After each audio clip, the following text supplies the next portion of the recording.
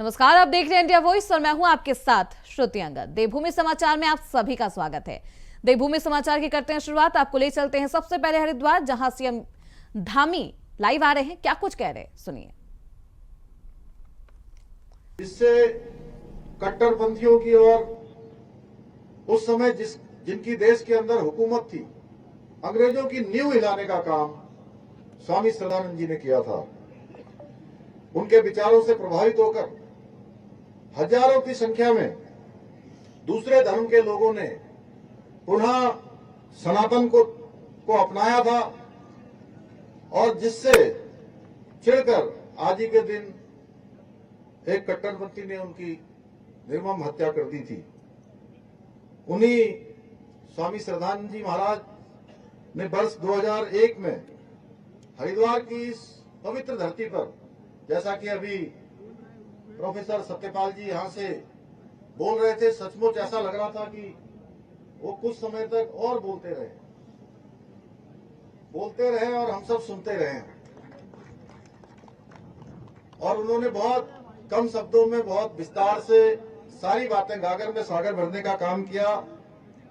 इसी धरती पर पूज्य स्वामी जी ने गुरुकुल रूपी बीज रोपित किया था, जो आज एक विशाल वट वृक्ष बनकर पूरी दुनिया को वैदिक शिक्षा का प्रकाश देने का काम कर रहा है, शिक्षा देने का काम कर रहा है। ये विश्वविद्यालय न केवल शिक्षा का केंद्र है, बल्कि राष्ट्र निर्माण और वैदिक संस्कृति के प्रचार प्रसार का भी एक मजबूत स्तंभ है। इस विश्वविद्यालय की शिक्षा प्रणाली में जहां एक ओर गौतम, कपिल, कणाद, जैमिनी आदि ऋषियों के जीवन दर्शन का पूरा समावेश है, वहीं दूसरी ओर राष्ट्रवाद की भावना का भी तत्व विद्यमान है। इस विश्वविद्यालय से शिक्षित हजारों शिक्षार्थियों ने विश्व बंधुत्व का भाव लेकर शिक्षा, धर्म और समाज सेवा के क्षेत्र में एक वैश्विक पहचान स्थापित की है। और सच में इस प्रांगण में आना, ये हम सब लोग, जितने भी लोग आज इस कार्यक्रम में यहाँ पर उपस्थित हुए हैं, ये माध्यम जरूर हमारा विश्वविद्यालय के हमारे आयोजक मंडल बने, हमारे प्रोफेसर सत्यपाल जी बने, उनकी पूरी टीम बनी है, लेकिन सच मानिए कि वही व्यक्ति इस तपोभूमि पर आ सकता है जिसके ऊपर हमारे ऋषियों का, मुनियों का यहाँ पर जो है, जिनके ऊपर आशीर्वाद हो। उन्हीं के कारण से हम यहाँ पहुंचे हैं। अन्यथा कोई न कोई माध्यम ऐसा बन जाता कि उसमें व्यवधान आ जाता, हम भी यहाँ आने से वंचित हो जाते। मैं भी अपने आप को सौभाग्यशाली मानता हूँ कि आज मुझे एक ऐसे स्थान पर जाना है जहाँ से मेरे पूज्य पिताजी ने अपनी सेना की सेवा प्रारंभ की थी और मेरा बाल्यकाल वहां पर बीता। कुछ एक साल मैंने वहां शिक्षा अध्ययन किया और वहां पर एक कार्यक्रम था जो पहले से निर्धारित हो गया था, लेकिन बीच में प्रोफेसर सत्यपाल जी का आदेश हुआ और जैसा आदरणीय सीआर पाटिल जी ने कहा कि केवल सूचना नहीं दी, उन्होंने मुझे भी आदेश ही किया कि नहीं, आपको अवश्य इसमें रहना है। तो मैंने कहा, आप 3 दिन पहले बता रहे हैं और एक कार्यक्रम बहुत पहले हो गया है। मैंने कहा, मैं इसके लिए वहां मध्य प्रदेश के मुख्यमंत्री जी से, वहां के आयोजकों से जरूर निवेदन करूंगा कि इस प्रकार का कार्यक्रम है और उसमें रहना मुझे बहुत जरूरी है, इसमें जरूर मुझे सम्मिलित होना है। तो मैं उनका भी धन्यवाद करता हूं कि उन्होंने उस कार्यक्रम को 2 घंटे और आगे कर दिया। भाइयों बहनों, हम सभी जानते हैं आज हमारा देश आदरणीय प्रधानमंत्री श्री नरेंद्र मोदी जी के नेतृत्व में सनातन धर्म में उल्लेखित जो वसुधैव कुटुंबकम की भावना है और उस पर आधारित एक पृथ्वी, एक परिवार और एक भविष्य की अवधारणा को वैश्विक मंचों पर साकार कर रहा है। और पूरी दुनिया आज भारत के हर उस बात को जो दुनिया के हित में, जो मानवता के हित में, जो हमारे प्रधानमंत्री जी के द्वारा जिसको उद्धृत किया जा रहा है, आगे बढ़ाया जा रहा है, उसको अपना रही है। ये हम सब लोगों ने देखा कोरोना के समय में 100 से भी अधिक देशों को हमारी सरकार ने माननीय प्रधानमंत्री मोदी जी के नेतृत्व में कोरोना की वैक्सीन उपलब्ध कराने का काम किया था। योग एवं आयुर्वेद को वैश्विक स्तर पर ले जाना हो, अनेक छोटे देशों को आर्थिक सहायता देनी हो, उनके यहाँ किसी आपदा के समय में भारत के तंत्र के द्वारा मदद पहुंचानी हो, आदरणीय मोदी जी ने सदैव पूरी पृथ्वी को मानवता के एक सूत्र में पिरोने का काम किया है। लगातार इस दिशा में उनके प्रयास जारी हैं और आज उत्तराखंड के अंदर भी आदरणीय प्रधानमंत्री मोदी जी के मार्गदर्शन में, उनके सहयोग से हमारी राज्य सरकार भी प्रदेश में सनातन संस्कृति के उन्नयन के लिए, संरक्षण के लिए, संवर्धन के लिए लगातार संकल्पित होकर काम कर रही है, उसको आगे बढ़ा रही है।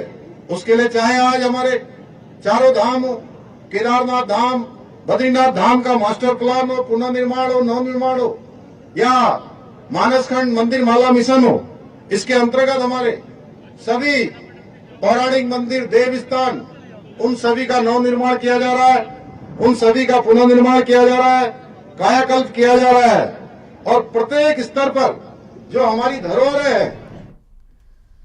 तो आप सुन रहे थे सीएम पुष्कर सिंह धामी को। खबरों में बढ़ते आगे मुख्यमंत्री पुष्कर सिंह धामी से मुख्यमंत्री आवास में बॉलीवुड की अभिनेत्री पद्मिनी कोल्हापुरी ने मुलाकात की है। मुख्यमंत्री ने कहा है कि उत्तराखंड राज्य बड़े फिल्म शूटिंग डेस्टिनेशन के तौर पर उभर रहा है।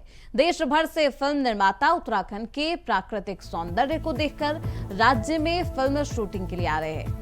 यहां फिल्मांकन की संभावनाओं को देखते हुए राज्य सरकार इस दिशा में लगातार आगे बढ़ रही है। मुख्यमंत्री ने कहा कि उत्तराखंड की नई फिल्म नीति राज्य में फिल्मों को बढ़ावा दे रही है।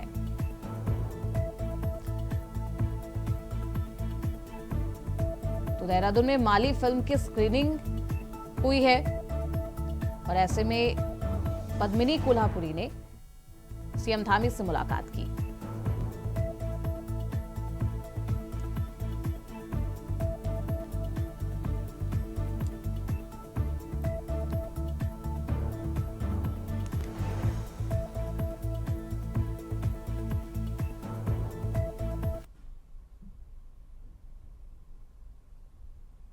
तो वही देहरादून से बड़ी खबर सामने आ रही है। निकायों की आपत्तियों का निपटारा प्रदेश में लागू हो सकती है आचार संहिता जल्द लगने की उम्मीद जताई जा रही है। शासन जारी करेगा अंतिम अधिसूचना, राज्य निर्वाचन आयोग को भेजेंगे प्रस्ताव। निकाय चुनाव की जोरों पर है तैयारियां और ऐसे में अब निकाय चुनाव को लेकर सरगर्मियां तेज है। प्रदेश में आचार संहिता लागू की जा सकती है। निकायों की आपत्तियों का निपटारा हो चुका है और अब प्रदेश में आचार संहिता लागू की जाएगी। आचार संहिता जल्द लगने की उम्मीद जताई जा रही है। शासन जारी करेगा अंतिम अधिसूचना, राज्य निर्वाचन आयोग को प्रस्ताव भेजेंगे। निकाय चुनाव की तैयारियां अब जोरों पर है। शासन जल्द ही अधिसूचना जारी कर सकता है। राज्य निर्वाचन आयोग को प्रस्ताव भी भेजा जाएगा। तो निकायों की आपत्तियों का निपटारा प्रदेश में लागू होगी। आचार संहिता जल्द लगने की उम्मीद जताई जा रही है। शासन जारी करेगा अंतिम अधिसूचना, राज्य निर्वाचन आयोग को भेजेंगे प्रस्ताव। निकाय चुनाव की तैयारियां उत्तराखंड में जोरों पर है। निकाय चुनाव को लेकर दोनों ही दल चिंतन और मंथन कर रहे हैं, किसे प्रत्याशी बनाया जाए। वहीं निकाय चुनाव को लेकर जल्द ही आचार संहिता लागू की जा सकती है। हमारे साथ हमारे सहयोगी अभय कैंतुरा इस खबर पर ज्यादा जानकारी के साथ जुड़ चुके हैं। अभय, निकाय चुनाव को लेकर सियासत तेज है, वहीं दूसरी तरफ अब आचार संहिता लागू की जा सकती है। कब तक लगने की उम्मीद? बिल्कुल ये कह सकते हैं कि अब निकाय चुनाव के लिए जो तैयारियां अब तक की जा रही थी वो तैयारियां अंतिम चरण में पहुंच चुकी है और जल्द ही आचार संहिता लगने की पूरी उम्मीद है, क्योंकि निकायों में जो आरक्षण के बाद जो आपत्तियां दर्ज की गई थी, जिसके लिए 1 सप्ताह का समय यहाँ पर दिया गया था, वो सभी आपत्तियां यहाँ पर निस्तारित की जा चुकी है। निदेशालय स्तर पर वो पूरी रिपोर्ट यहाँ पर भेजी जा चुकी है आपत्तियों के निस्तारण के बाद, और निदेशालय से जल्द ही ये प्रस्ताव शासन स्तर पर यहाँ पर भेजा जाएगा। और उम्मीद ये है कि आज देर शाम तक ये कह सकते हैं कि निकायों को लेकर अधिसूचना यहाँ पर जारी हो सकती है। और जिस प्रकार से तैयारियां युद्ध स्तर पर यहाँ पर अभी तक की गई, तो ऐसे में संभव तो उम्मीद की जा रही है कि जल्द ही निकाय चुनाव की अधिसूचना यहाँ पर जारी हो जाएगी, आचार संहिता यहाँ पर लग जाएगी, और जो निकाय चुनाव का जो रण है वो यहाँ पर देखते हुए मिलेगा। क्योंकि जिस प्रकार से शासन स्तर पर ये काम यहाँ पर किया गया है, सरकार विभाग ने जो अभी तक का काम यहाँ पर किया वो काबिले तारीफ यहाँ पर कहा जा सकता है। क्योंकि 1000 से ज़्यादा आपत्तियां निकायों में अध्यक्ष पद को लेकर यहाँ पर आई थी। कई आपत्तियां एक जैसी यहाँ पर समान रूप से समझी जा रही थी, लेकिन जब उनका निस्तारण करने का कार्य शुरू हुआ तो उसे बड़ी तेजी से करने का काम यहाँ पर निस्तारण विभाग के स्तर पर यहाँ पर किया गया। और कल देर शाम तक ये कह सकते हैं कि सभी आपत्तियों को निस्तारित करने का काम विभाग की तरफ से यहाँ पर कर दिया गया है। और आज ये कह सकता है कि शासन की तरफ, विभाग की तरफ से शासन को अधिसूचना भेजने के लिए प्रस्ताव यहाँ पर भेज दिया जाएगा, जिसमें उम्मीद ये कि आज देर शाम तक अधिसूचना निकाय चुनाव को लेकर जारी हो सकती है। जी, यानी कि अधिसूचना देर शाम तक जारी की जा सकती है। अब सवाल ये है क्योंकि 1000 से ज्यादा निकायों को आपत्तियों का ये शिकायत मिली थी, लेकिन उसका निपटारा इतनी जल्दी कैसे हो गया, इसकी वजह क्या कुछ बताई जा रही है? अभय, रणनीति क्या थी इसके निपटारा करने के पीछे? देखिए, सबसे ज्यादा जो आपत्तियां थी वो हरिद्वार के जो नवनिर्वाचित नगर पंचायत है ढंढेरा, उसको लेकर यहाँ पर आई थी। 300 से ज़्यादा आपत्तियां एक अकेले नगर पंचायत ढंढेरा को लेकर यहाँ पर थी। इसके अलावा कुछ निकायों में पार्षदों यानी सभासद से जुड़ी हुई कुछ समस्याएं यहाँ पर थी जो आरक्षण को लेकर थी। साथ ही ये कह सकते हैं कि नगर पालिकाओं में सबसे ज़्यादा शिकायतें यहाँ पर देखने को मिल रही थी। लेकिन जो चीज़ यहाँ पर सबसे आसान कही जा सकती है आयोग के लिए कि आपत्तियों के निस्तारण में विभाग की तरफ से, वो ये थी कि सबसे ज़्यादा आपत्तियाँ जिस ओबीसी आरक्षण को लेकर गई थी वो सभी आपत्तियाँ एक जैसी यहाँ पर थी। यानी अगर उसे इस रूप में समझे तो एक व्यक्ति की तरफ से अलग अलग नामों से कई आपत्तियाँ यहाँ पर दर्ज की गई थी और सभी आपत्तियाँ एक जैसी थी। तो उसका निस्तारण करने में आयोग को बड़ी सुगमता यहाँ पर हुई, जिसके चलते कह सकते हैं कि जल्द से जल्द 1000 जो आपत्तियां यहाँ पर आई थी उन सभी को निस्तारित करने का काम विभाग की तरफ से कर दिया गया। और अभी हमारी बात ये कह सकते हैं कि शहरी विकास जो मंत्री हैं प्रेमचंद अग्रवाल, उनसे जब यहाँ पर बातचीत हुई तो उन्होंने साफ तौर पर कहा कि निस्तारण के बाद अब निदेशालय स्तर से जल्द ही शासन को प्रस्ताव भेजने की उम्मीद यहाँ पर है और कोशिश यही है कि जल्द से जल्द निकाय चुनाव यहाँ पर कराए जाएं ताकि प्रदेश में जो पिछले 1 साल से निकाय के चुनाव नहीं हो पाए वो निकाय चुनाव जल्द से जल्द यहाँ पर हो सके। ये कह सकते हैं कि सियासी दल भी इस निकाय चुनाव को लेकर अपनी तैयारियां यहाँ पर कर रहे हैं और सियासी दलों की तरफ से भी तैयारियों को अंतिम रूप देने का काम यहाँ पर किया जा रहा है और सभी लोग अब इंतजार निकाय चुनाव की आचार संहिता का यहाँ पर कर रहे हैं कि जैसे आचार संहिता दिलचस्प होगा कि कब तक आचार संहिता लागू किया जाता है और कब तक ये चुनाव होता है। अब बने रहिए, अब है हमारे साथ, आगे भी आप कवर करेंगे। तो आचार संहिता जल्द लगने की उम्मीद जताई जा रही है, शासन अधिसूचना भी जल्द ही जारी कर सकता है।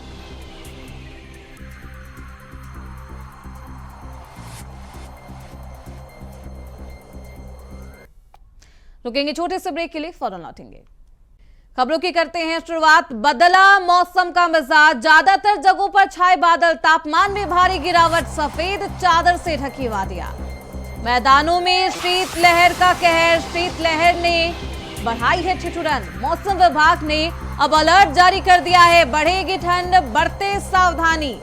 27 को बारिश होने के आसार भी जताए जा रहे हैं। उत्तराखंड में इन दिनों सुबह शाम कड़ाके की ठंड पड़ रही है, जबकि दिन में धूप खिलने से राहत बरकरार है। मौसम विभाग के मुताबिक आने वाले दिनों में प्रदेश में बारिश, बर्फबारी, पाला और कोहरे के चलते भीषण सर्दी पड़ने का आसार है, जिसको लेकर अब मौसम विभाग ने अलर्ट जारी कर दिया है। बद्रीनाथ के पास उर्वशी धारा झरना पूरी तरह से जम चुका है। चमोली की नीति घाटी में बर्फ की परत जमने लगी है। यहाँ का तापमान -10 डिग्री सेल्सियस तक पहुंच गया है। राज्य के कई इलाकों में बारिश और बर्फबारी का अलर्ट जारी किया गया है। पर्यटक बर्फबारी का लुत्फ उठा रहे हैं, लेकिन सर्द हवाओं के चलते परेशानी भी बढ़ रही है। मौसम विभाग द्वारा जारी लेटेस्ट मौसम पूर्वानुमान के मुताबिक उत्तराखंड राज्य में 23 और 24 दिसंबर को पिथौरागढ़, बागेश्वर, उत्तरकाशी, चमोली और रुद्रप्रयाग जिले में हल्की से मध्यम बारिश की संभावनाएं जताई जा रही है। वहीं 3500 मीटर से अधिक ऊंचाई वाले क्षेत्र में बर्फबारी भी देखने को मिल सकती है। तो शीतलहर ने अब ठिठुरन बढ़ा दी है और उत्तराखंड में अब मौसम का मिजाज बदल चुका है, जिसको लेकर मौसम विभाग ने अलर्ट जारी किया है। 27 दिसंबर को बारिश होने के आसार भी जताए जा रहे हैं।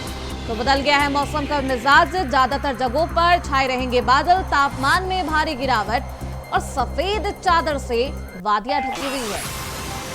मैदानों में शीतलहर का कहर देखने को मिलेगा। शीतलहर ने अब ठिठुरन बढ़ा दी है। मौसम विभाग ने अलर्ट जारी किया है, बढ़ेगी ठंड, बढ़ते सावधानी। 27 को बारिश होने के आसार है। उत्तराखंड में इन दिनों सुबह शाम कड़ाके की ठंड पड़ रही है, जबकि दिन में धूप निकलने से राहत बरकरार है। तो मौसम विभाग के मुताबिक आने वाले दिनों में प्रदेश में बारिश, बर्फबारी, पाला और कोहरे के चलते भीषण सर्दी होगी, जिसको लेकर मौसम विभाग ने अलर्ट जारी कर दिया है। बद्रीनाथ के पास उर्वशी धारा झरना पूरी तरह से जाम हो चुका है। चमोली की नीति घाटी भी बर्फ की परत से जमने लगी है। यहाँ का तापमान -10 डिग्री सेल्सियस तक पहुंच गया है। राज्य के कई इलाकों में बारिश और बर्फबारी का अलर्ट जारी कर दिया गया है।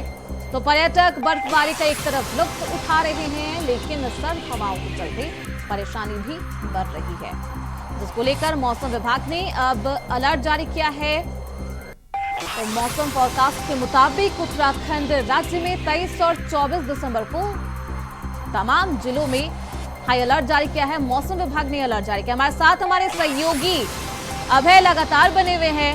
अभय, मौसम का मिजाज तो बदल गया है, किस तरीके का मौसम आप अभी वहां पर देख रहे हैं? क्या कुछ मौसम विभाग के द्वारा अलर्ट भी जारी किया गया है? बदलता हुआ नजर आ रहा है।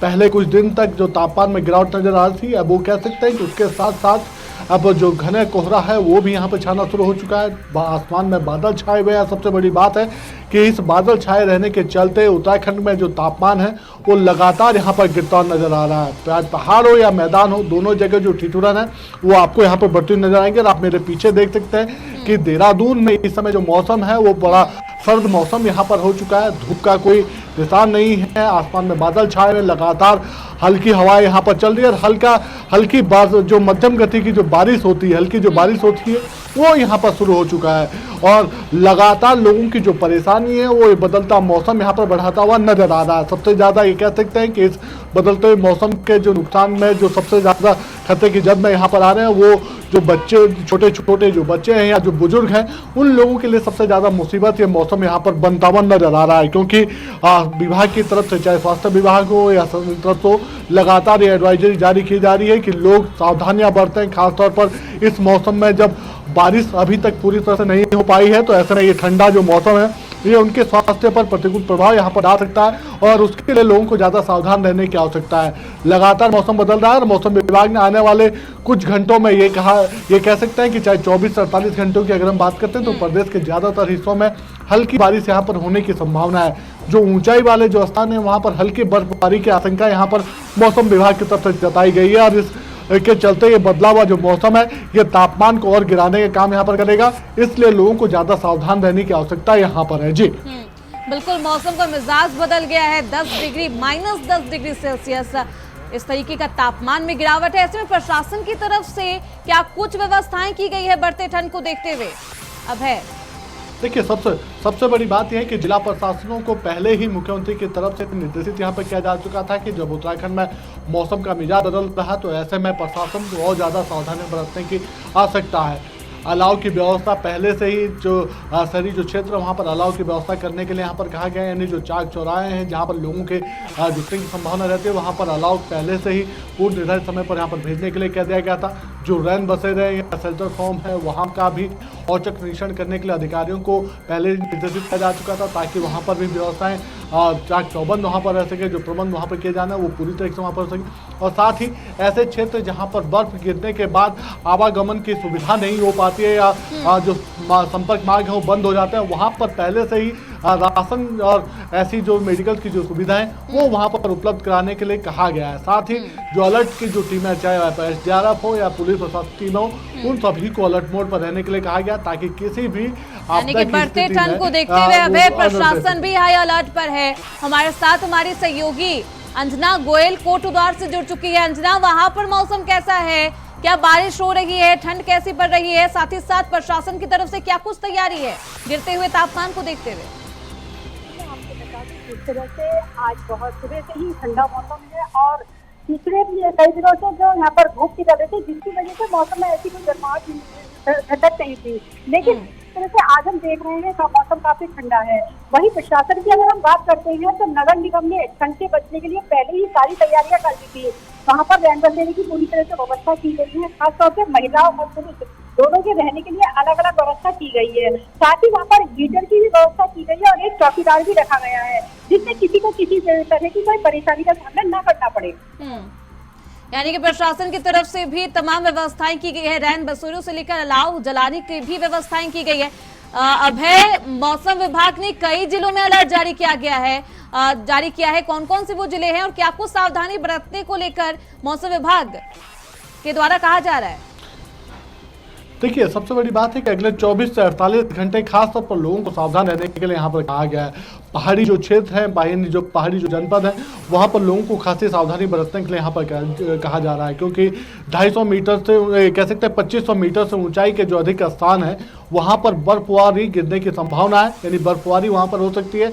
ऐसे में ज़्यादा सावधानी बरतने के लिए कहा गया है। मैदानी क्षेत्रों में कह सकते हैं कि जो ठंड की ठिठुरन है वो लोगों की परेशानी जरूर यहाँ पर बढ़ा सकती है, इसलिए जिला प्रशासनों को अलाव आदि की व्यवस्थाएं करने के लिए वहाँ पर कहा गया है। हॉस्पिटल्स में भी डॉक्टर्स के लिए पूरी व्यवस्थाएं करने के लिए प्रशासन को कह दिया गया है, ताकि अगर कोई परेशानी यहाँ पर होती है बच्चों को या बुजुर्गों को तो उन सभी चीज़ों का समय रहते उपचार वहाँ पर मिल सके।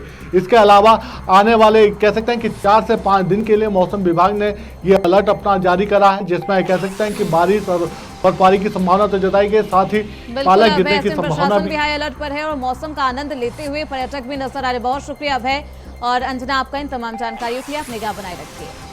तो शीतलहर ने अब उत्तराखंड में ठंडक बढ़ा दी है। खबरों बढ़ते आगे। मुख्यमंत्री पुष्कर सिंह धामी से मुख्यमंत्री आवास में विधायक और पूर्व कैबिनेट मंत्री मदन कौशिक ने मुलाकात की। इस मौके पर हरिद्वार ऋषिकेश गंगा कॉरिडोर को आगामी 25 सालों की आवश्यकताओं को ध्यान में रखते हुए विकसित किए जाने पर चर्चा की गई है। मुख्यमंत्री ने कहा है कि गंगा कॉरिडोर को विकसित करने के लिए जनप्रतिनिधियों द्वारा दिए गए सुझावों को शामिल किया जाएगा। अभी जो कार्य प्रस्तावित किए जा रहे हैं इसमें कॉरिडोर के क्षेत्र में आने वाले भवनों को ध्वस्त नहीं किया जाएगा।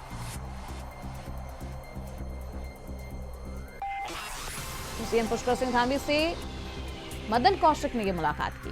मुख्यमंत्री आवास पर यह मुलाकात हुई है और तमाम विषयों पर चर्चा की गई।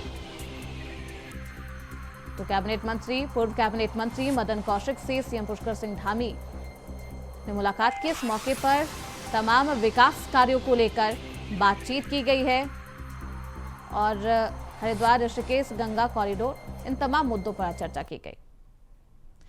तो वहीं अल्मोड़ा में निकाय चुनाव नजदीक आते ही सरगर्मियां बढ़ गई है। साथ ही बीजेपी कांग्रेस में आरोप प्रत्यारोप का दौर भी शुरू हो गया है। पूर्व विधानसभा उपाध्यक्ष रघुनाथ सिंह चौहान द्वारा कांग्रेस पर लगाई गई कई आरोपों पर अब कांग्रेस विधायक मनोज तिवारी ने पलटवार कर दिया। उन्होंने पूर्व डिप्टी स्पीकर रघुनाथ सिंह चौहान के बयानों को निराधार और हास्यास्पद बताते हुए कहा कि एक ओर बीजेपी के कुछ नेता अल्मोड़ा विधानसभा में उन्होंने कई बड़े काम कराने की बात करते हैं, वहीं पूर्व विधायक रघुनाथ सिंह चौहान 3 साल से विकास कार्य ठप होने की बात कह रहे हैं। विधायक ने सीएम धामी का आभार जताते हुए कहा कि साल 2022 में सीएम ने जो 10 योजनाओं का प्रस्ताव मांगा था उसमें कई योजनाएं स्वीकृत हो चुकी है, अन्य के लिए वे प्रयासरत है। तो कांग्रेस ने भाजपा का घेराव किया है। फिलहाल इसी के साथ देवभूमि समाचार में बस इतना ही। देखते रहिए इंडिया वॉइस।